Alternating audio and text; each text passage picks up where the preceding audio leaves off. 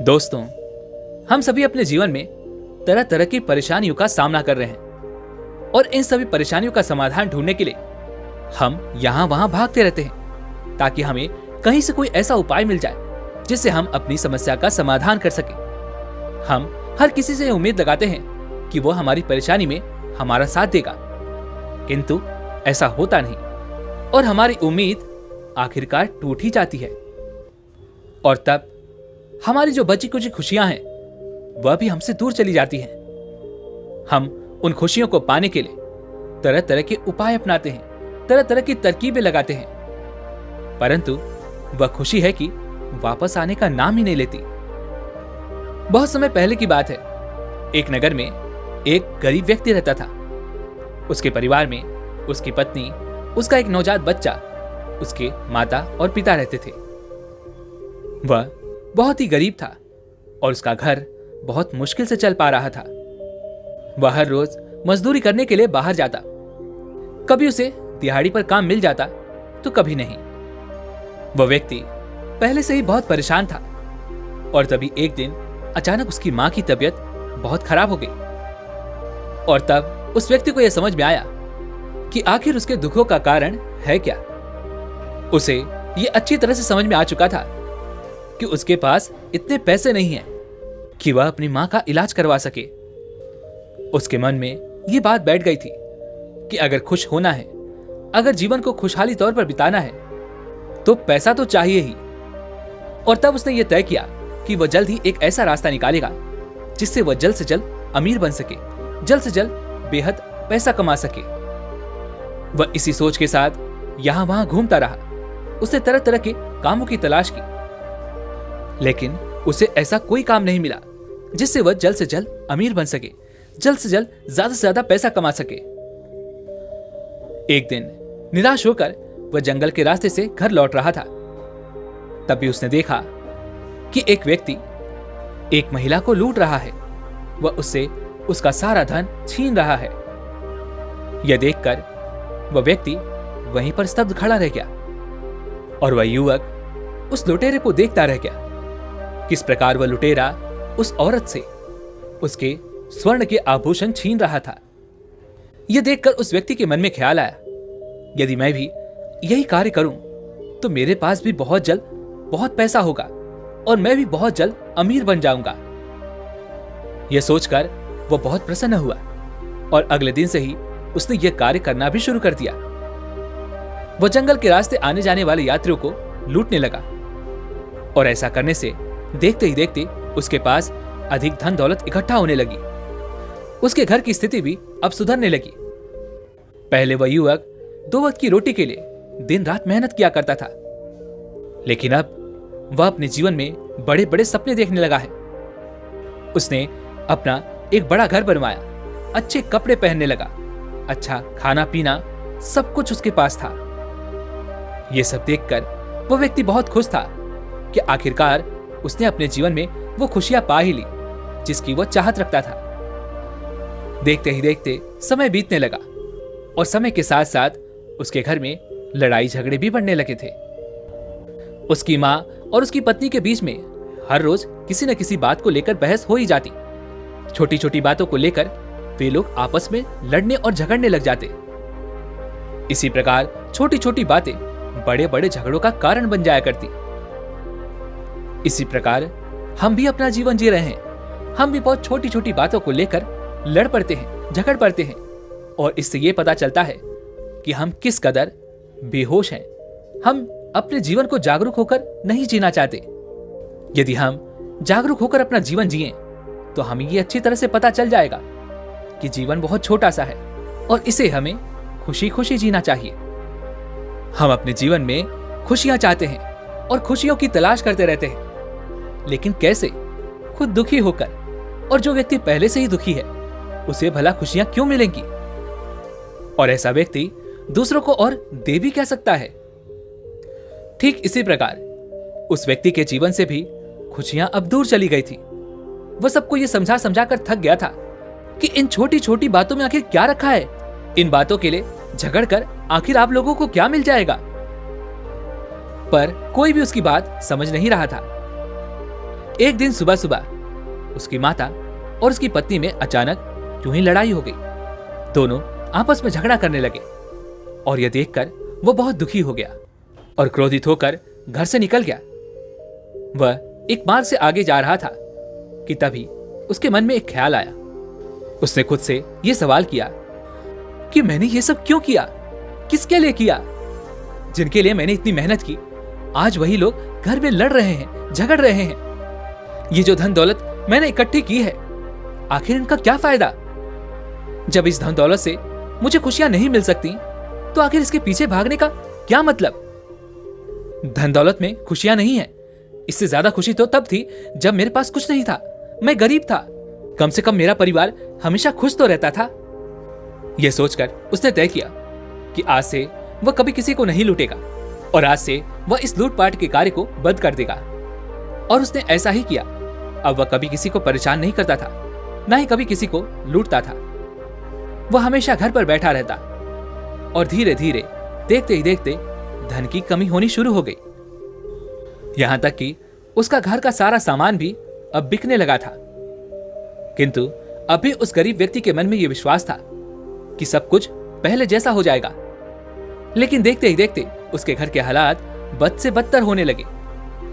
परिवार का हर एक सदस्य अब एक दूसरे पर इल्जाम लगा रहा था, एक दूसरे को दोष दे रहा था। ये सब तेरी वजह से ही हो रहा है। यदि तूने ऐसा ना किया होता तो आज ऐसा ना होता। हर कोई एक दूसरे को ताने मार रहा था। हर कोई हर किसी को तरह तरह की बातें सुना रहा था। खुशियां तो मानो उसका घर का पता तक भूल गई हों।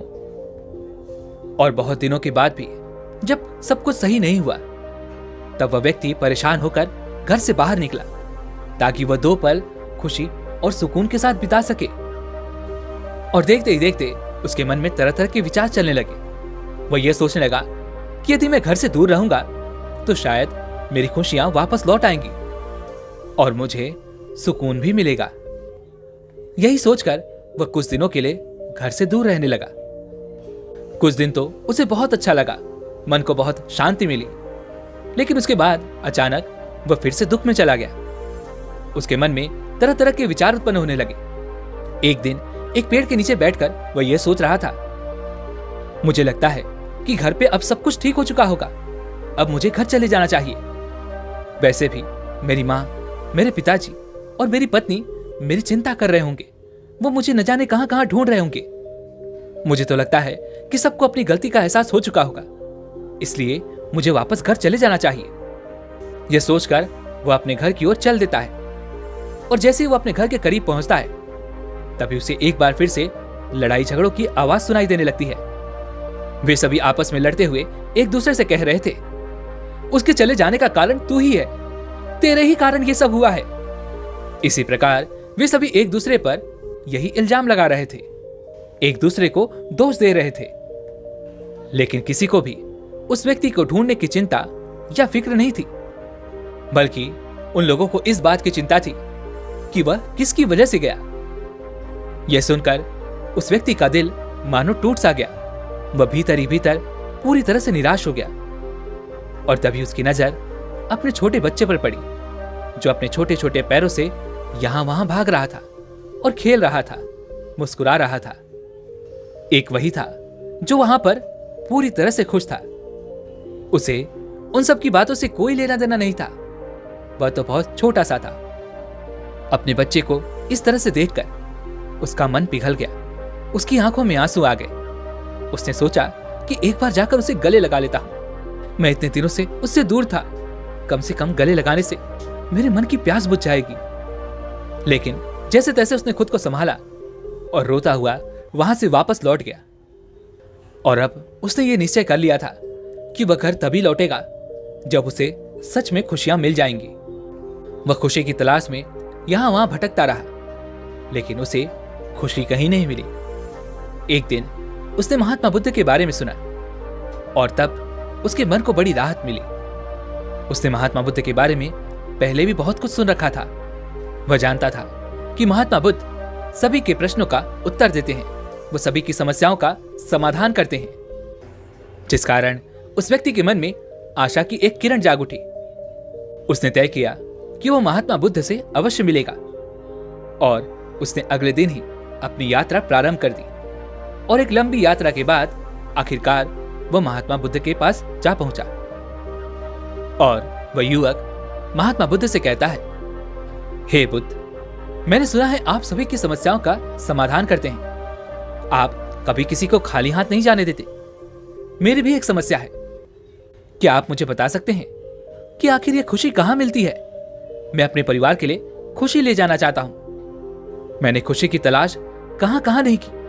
मैं यहां से वहां भटकता रहा। मैंने दर दर की ठोकरें खाई, लेकिन अब तक मुझे खुशी का कोई पता नहीं मिला।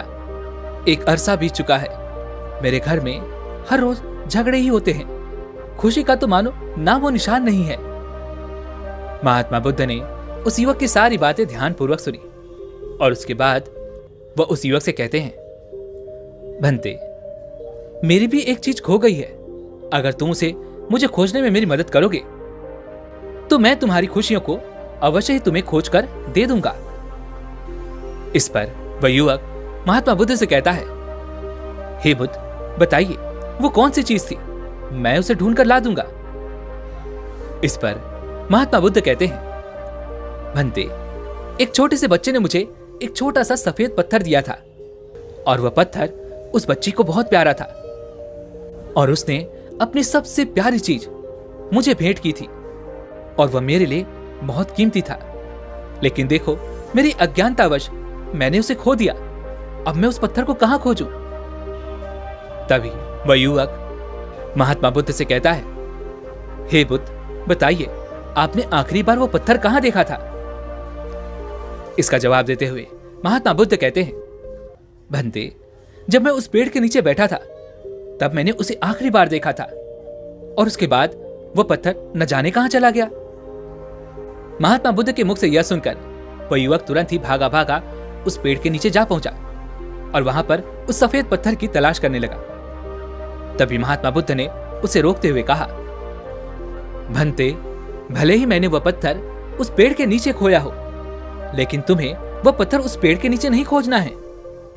तुम उस जगह को छोड़कर इस दुनिया में कहीं भी उस पत्थर को खोजो और जब मिल जाए तो मुझे लाकर दे देना। और हां, याद रहे, वह पत्थर बिल्कुल छोटा सा और सफेद था जिस पर खुशी लिखा हुआ है। उस युवक ने महात्मा बुद्ध की बात मान ली। उसने उस पेड़ के नीचे ना जाकर आसपास की जगहों पर देखने लगा। उसने पूरा दिन यूं ही निकाल दिया। उसने पूरा विहार छान मारा, लेकिन उसे कुछ भी नहीं मिला। देखते ही देखते वह एक बार फिर उस पेड़ के नीचे जा पहुंचा। तभी उसे महात्मा बुद्ध की वह बात याद आ गई कि उसे वह पत्थर उस पेड़ के नीचे नहीं ढूंढना है। तभी वह मन ही मन सोचने लगा, महात्मा बुद्ध बड़ी अजीब सी बात कर रहे हैं। जो चीज जहां खोई है, अगर मैं उसे वहां नहीं ढूंढूंगा तो वो मुझे कैसे मिलेगी? और उस चीज को वहां ना ढूंढकर कहीं और कैसे ढूंढा जा सकता है? आखिरकार थक हार कर वो महात्मा बुद्ध के पास वापस लौटा और उसने महात्मा बुद्ध से कहा, हे बुद्ध, आप बड़ी अजीब सी बात कर रहे हैं। जो चीज जहां खोई है, अगर मैं उसे वहां नहीं ढूंढूंगा तो मुझे कैसे मिलेगी? और आप कहते हैं कि उसे उस पेड़ के नीचे ना ढूंढो जहां वो खोई है, बल्कि उसे पूरी दुनिया में ढूंढ लो। भला ऐसे कैसे हो सकता है? आखिर जो चीज जहां खोई है वो मुझे वहीं तो मिलेगी। पूरी दुनिया में उसे खोजकर मैं क्या करूंगा? इस पर महात्मा बुद्ध बड़ी अचरजता से उस व्यक्ति से कहते हैं, तो इसका अर्थ क्या हुआ? क्या उस पत्थर को नहीं ढूंढा जा सकता? इस पर वह व्यक्ति जवाब देते हुए कहता है, हां बिल्कुल, उस पत्थर को पूरी दुनिया में कहीं नहीं ढूंढा जा सकता। तभी महात्मा बुद्ध उस व्यक्ति से कहते हैं, तो ठीक है, चलो उस पेड़ के नीचे ही ढूंढ लो। वह व्यक्ति महात्मा बुद्ध की यह बात मानकर तुरंत ही उस पेड़ के नीचे गया और थोड़ी ही देर में उसने वो छोटा सा पत्थर ढूंढ निकाला, जिसे पाकर वह बहुत खुश था। उसे लेकर वो महात्मा बुद्ध के पास आया और वह पत्थर महात्मा बुद्ध के हाथों में रखते हुए वह युवक महात्मा बुद्ध से कहता है, हे बुद्ध, लीजिए, मैंने आपका पत्थर खोज लिया। अब आप मुझे मेरी खुशियां ढूंढ कर दीजिए। जैसा कि आपने मुझे वचन दिया था कि यदि मैं आपका पत्थर ढूंढ लूं तो आप मुझे मेरी खुशियां भी ढूंढ कर दे देंगे। इस पर महात्मा बुद्ध मुस्कुराने लगे और उस युवक से कहते हैं, भंते, मैं तुम्हें कब से तुम्हारी खुशियां ही तो लौटाने का प्रयास कर रहा हूं। जो चीज जहां खोई है उसे वहां ना ढूंढकर यदि हम उसे पूरी दुनिया में ढूंढें तो वो हमें कहीं नहीं मिल सकती। उसे तो हमें वहीं पर खोजना पड़ेगा जहां वो खोई है। और यही कारण है कि तुम्हारे इतने अथक प्रयासों के बाद भी तुम अपनी खुशियों को खोज नहीं पा रहे, क्योंकि तुमने उन्हें कहीं और खोया है और तुम उसे पूरी दुनिया में ढूंढ रहे हो। तो ऐसा कैसे हो सकता है कि तुम्हें वह खुशियां मिल जाएं? इस पर वह व्यक्ति बड़ा आश्चर्यचकित हुआ और वह महात्मा बुद्ध से कहता है, हे बुद्ध, आखिर आप क्या कहना चाहते हैं? आप ये कह रहे हैं कि मैंने अपनी खुशियां कहीं और खोई हैं। तो आप ही मुझे बताइए कि आखिर मैंने अपनी खुशियां कहां पर खोई हैं और मुझे क्यों नहीं पता कि वो कहां पर हैं? उस व्यक्ति की आवाज सुनकर महात्मा बुद्ध अपने स्थान से खड़े हुए और उस व्यक्ति का हाथ पकड़कर उसे एक छोटे से पेड़ के पास ले गए और फिर उस व्यक्ति से कहते हैं, भंते, क्या होगा अगर मैं इस पेड़ के सारे तनों को काट दूंगा? क्या यह पेड़ वापस बड़ा नहीं होगा? इसका जवाब देते हुए वह व्यक्ति कहता है, हे बुद्ध, आखिर वह पेड़ क्यों नहीं बड़ा होगा?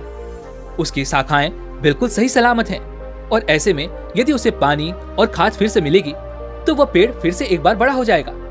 उसके सारे तने एक बार फिर लौट आएंगे।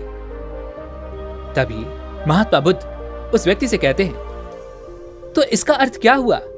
क्या मैं इस पेड़ की कुछ शाखाओं को काट दूं? क्या ऐसा करने से यह पेड़ फिर बड़ा नहीं होगा? क्या ऐसा करने से इसकी शाखाएं फिर से तैयार नहीं होंगी? इसका जवाब देते हुए वह व्यक्ति कहता है, नहीं नहीं बुद्ध, ऐसा नहीं होगा, बल्कि इसकी शाखाएं एक बार फिर से निकल आएंगी और यह पेड़ एक बार फिर से बढ़ने लगेगा। तभी महात्मा बुद्ध उस युवक से कहते हैं, तो मैं क्या करूं? क्या मैं इसका मुख्य तना ही काट दूं? क्या ऐसा करने से यह पेड़ समाप्त हो जाएगा? महात्मा बुद्ध के इस प्रश्न का जवाब देते हुए वह युवक कहता है, हे बुद्ध, आप भी कैसी बातें कर रहे हैं? आप तो इतने ज्ञानी हैं, फिर भी आप एक छोटी सी बात नहीं समझ पा रहे कि यदि आपने इसके मुख्य तने को काट भी दिया तब भी यह पेड़ समाप्त नहीं होने वाला, बल्कि आपने इसे जहां से काटा होगा वापस फिर से इसकी वहां से शाखाएं फूटने लगेंगी और एक बार फिर से यह पेड़ बड़ा होने लगेगा। हाँ, इसमें समय जरूर लगेगा, लेकिन यह पेड़ बड़ा जरूर होगा। तभी महात्मा बुद्ध उस व्यक्ति से कहते हैं, तो भंते, मैं क्या करूं? आखिर इस पेड़ को मैं कैसे समाप्त करूं? तुम ही मुझे बताओ, तुम ही मेरा मार्गदर्शन करो। इसका जवाब देते हुए वह व्यक्ति कहता है, हे बुद्ध, इस धरती के भीतर इसकी जो जड़ें मौजूद हैं वह इस पेड़ को संचालित कर रही हैं और वही ये निर्धारित कर रही हैं कि यह पेड़ ऊपर से कैसा दिखाई देगा, इसका आकार कैसा होगा, इसकी मजबूती कितनी होगी। जब तक उस जड़ को समाप्त नहीं किया जाएगा तब तक यह पेड़ वापस धरती के ऊपर निकलता ही रहेगा। उस व्यक्ति की आवाज सुनकर महात्मा बुद्ध मुस्कुराने लगे और उस युवक से कहते हैं, यह तो तुमने बिल्कुल ठीक कहा भंते। जिस प्रकार इस पेड़ की जड़ें धरती के भीतर हैं, उसी प्रकार मनुष्य की जड़ें भी उसके भीतर होती हैं।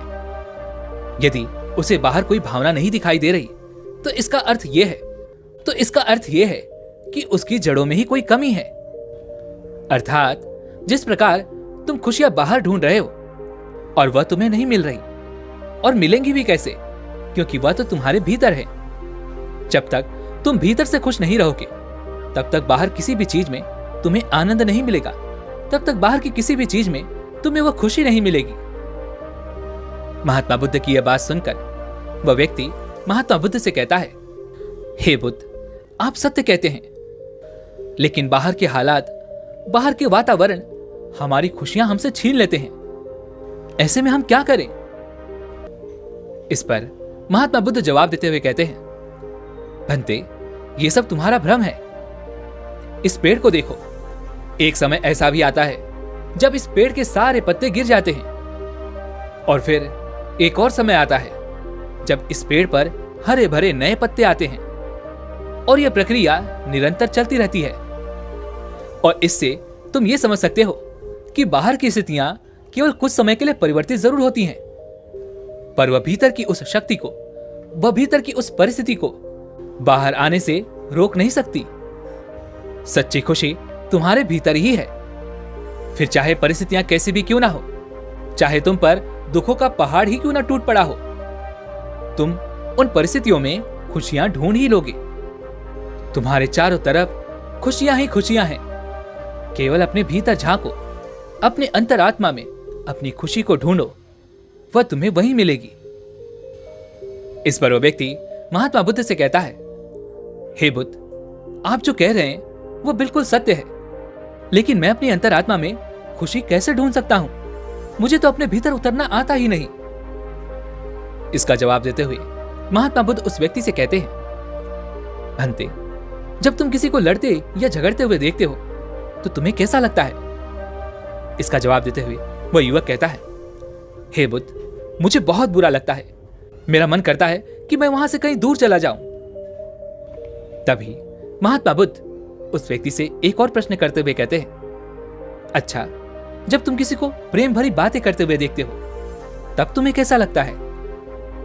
इसके जवाब में वह व्यक्ति कहता है, हे बुद्ध, ऐसा लगता है कि मानो स्वर्ग यहीं पर है।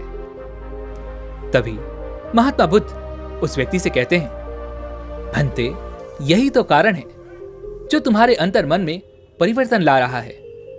इसलिए यदि तुम चाहते हो कि तुम्हारा अंतर मन परिवर्तित हो जाए तो बाहर की चीजों से संबंध खत्म कर दो, ध्यान करो, अपने आप पर ध्यान लगाओ, अपने भीतर झांको।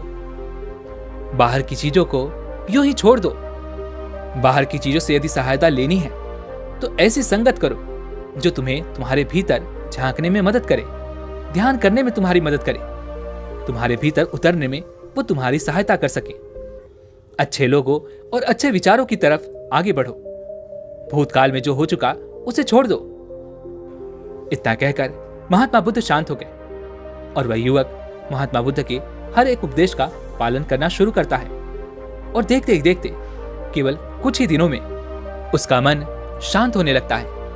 वह अपने चारों ओर खुशियां महसूस कर पाता है। देखते ही देखते यूं ही समय बीतने लगा और समय के साथ साथ वह अब पहले से अधिक खुश रहने लगा था और अब वह खुशी को अपने घर ले जाना चाहता था। इसलिए उसने महात्मा बुद्ध से आज्ञा ली और फिर से एक लंबी यात्रा पर निकल पड़ा। वह घर की ओर जा रहा था, लेकिन रास्ते में ना तो उसे कोई परेशानी थी और ना ही कोई चिंता। वह तो मस्त था, हर पल खुश था और वह अपने घर को भी ऐसा ही बना लेना चाहता था। उसे अपने बेटे के छोटे छोटे चलते हुए कदमों की याद आ रही थी।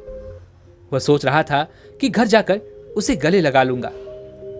वह मस्त होकर आगे बढ़ रहा था कि जैसे ही वह नगर की सीमा में प्रवेश करता है तभी उसे एक व्यक्ति पहचान लेता है। उसने पहचान लिया कि वह वही व्यक्ति है जिसने उसके साथ लूटपाट की थी और उस दौरान उसके साथी की मृत्यु भी हो गई थी। उसने तुरंत ही उस व्यक्ति को पकड़ लिया और राजा के सामने पेश किया। जब राजा ने उस व्यक्ति से उसके अपराधों के बारे में पूछा तो उसने वो सारे अपराध खुशी खुशी स्वीकार कर लिए। राजा ने तुरंत ही उसे मृत्यु दंड दिया, उसे फांसी पर लटकाने की सजा दे दी। और जब उसकी आखिरी इच्छा पूछी गई, इस पर वह युवक कहता है, हे राजन, मुझे बस मेरे बच्चे से एक बार मिलना है। मैं उसे एक बार गले से लगाना चाहता हूं, उसके बाद ही मैं मृत्यु को खुशी खुशी प्राप्त कर पाऊंगा। राजा ने उस युवक की बात मान ली। तुरंत ही उसके घर पर सूचना दे दी गई। उसके घर वाले बच्चे को लेकर वहां पहुंच गए।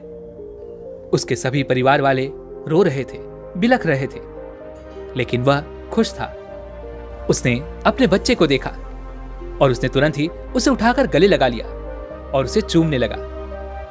और वह अपने पुत्र से कहता है, पुत्र, अब तुम ही हो, तुम्हें ही सबका ख्याल रखना है, सबका ध्यान रखना।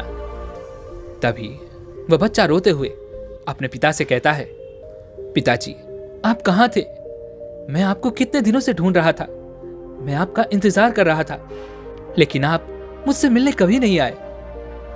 लेकिन अब मैं आपको कहीं नहीं जाने दूंगा। अपने पुत्र के मुख से यह सुनकर उसकी आंखों में आंसू आ गए और जाते जाते वह अपने परिवार वालों से कहता है, जिंदगी खुशियों से भरी है, छोटी है, लेकिन इसमें चारों तरफ केवल खुशियां ही खुशियां हैं। इसे दुख में बर्बाद मत करो, बल्कि हर पल को खुशी से जियो। इस तरह से यूं छोटी छोटी बातों पर लड़ाई झगड़े करते रहना यह अच्छी बात नहीं है। इस प्रकार से तुम कभी भी आगे नहीं बढ़ पाओगे और एक दिन इसी मिट्टी में मिल जाओगे। इसलिए जब तक जिंदा हो इस जीवन को खुशी खुशी जियो, क्योंकि यह समय वापस नहीं लौटने वाला। वह युवक अपने परिवार से बातें कर ही रहा था कि तभी राजा के आदेश पर सैनिकों ने जबरदस्ती उसे पकड़कर फांसी पर लटका दिया। उसका परिवार यह नजारा देखता रह गया। वे लोग चिल्लाते रह गए, रोते रह गए, बिलखते रह गए और आज उन्हें अपनी गलती का एहसास भी हो चुका था। वे अच्छी तरह से समझ चुके थे कि इन सब का कारण कौन है। दोस्तों, आप में से हर कोई बहुत भाग्यशाली है, क्योंकि आपको इतना कीमती जीवन मिला है। इस जीवन को यूं ही दुखों में बर्बाद क्यों कर रहे हो, बल्कि इसे तो हमें खुशियों के साथ जीना चाहिए, अपने परिवार के साथ मिलजुल कर जीना चाहिए। लेकिन हम हैं कि छोटी छोटी बातों पर लड़ते और झगड़ते रहते हैं। हम ये नहीं सोचते कि जिस पल को हमने बर्बाद किया है वो पल, वो समय दोबारा नहीं लौटने वाला। इसलिए आज और इस पल को खुशी खुशी जिएं। और जब भी आपके मन में किसी के प्रति ईर्ष्या, जलन या लड़ने झगड़ने वाली भावनाएं उत्पन्न हो तो तुरंत ही अपने आप से कहें कि मैं भाग्यशाली हूं, मुझे इतना कीमती जीवन मिला है और मैं अपना जीवन यूं ही व्यर्थ नहीं करने वाला। दोस्तों, आज की इस वीडियो से आपने क्या सीखा, मैं आपसे जानना चाहता हूं, इसलिए आप कमेंट में जरूर बताइएगा। और इसी के साथ में उम्मीद है कि आपको आज की ये वीडियो जरूर पसंद आएगी, तो वीडियो को लाइक और अपने दोस्तों के साथ शेयर भी जरूर कीजिएगा। और हमें ऐसे ही सपोर्ट करने के लिए चैनल को सब्सक्राइब और घंटी बटन को जरूर दबा दीजिएगा। चलिए मिलते हैं अगली वीडियो में, तब तक के लिए अपना ख्याल रखें। धन्यवाद।